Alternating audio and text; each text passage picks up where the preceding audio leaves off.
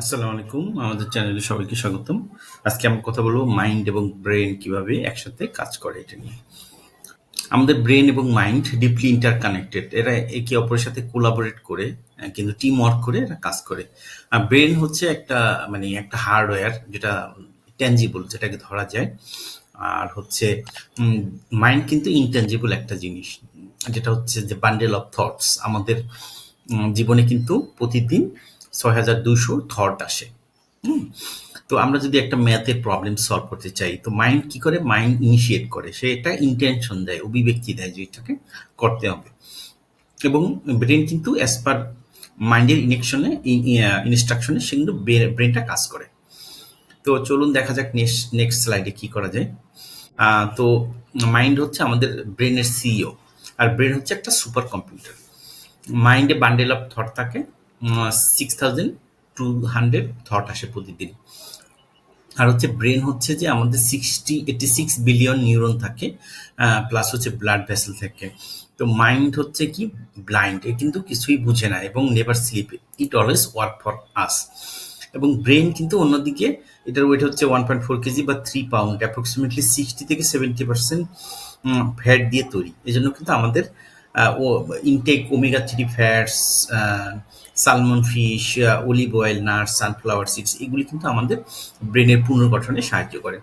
আর হচ্ছে বিলিফ হচ্ছে operating system of our mind. আমাদের যদি একটা ভালো বিলিফ সিস্টেম থাকে, এটা কিন্তু ভালো কাজ করে। Mind activities reflects on our behaviour. মাইন্ডের যে অ্যাক্টিভিটি, এটাই কিন্তু আমাদের একটা বিহেভিয়ার ক্যারেক্টার শো করে।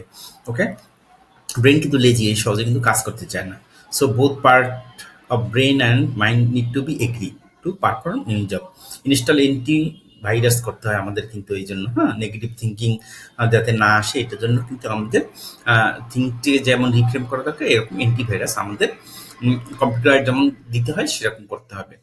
ব্রেন একটা hardware tangible, brain activity reflect by scan করে এটা বের করা যায়।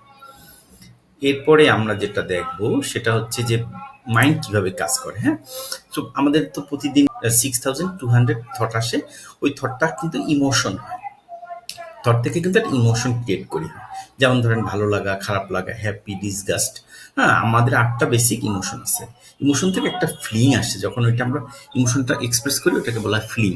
এবং ওই ফিলিংটা কিন্তু আমরা যদি ভালোভাবে ওইটাকে ফিলিংটা দেই, তাহলে কিন্তু বিহেভিয়ার থটটাকে আবার কিন্তু রিইনফোর্স করে। দ্যাট মিনস এটা একটা cycle.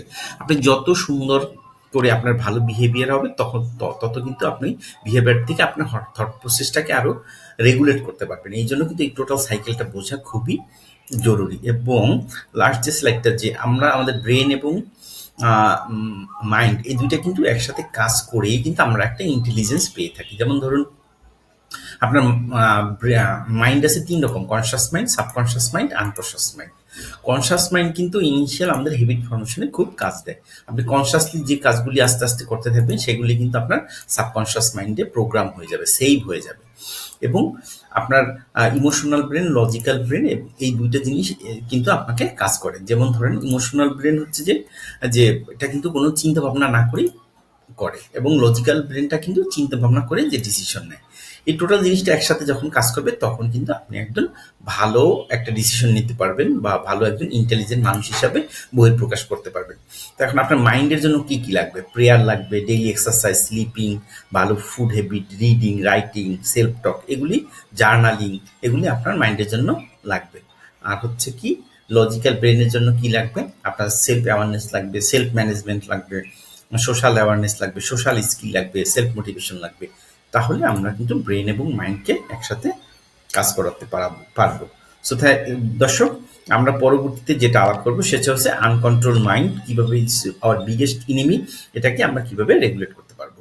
So thanks for your watching.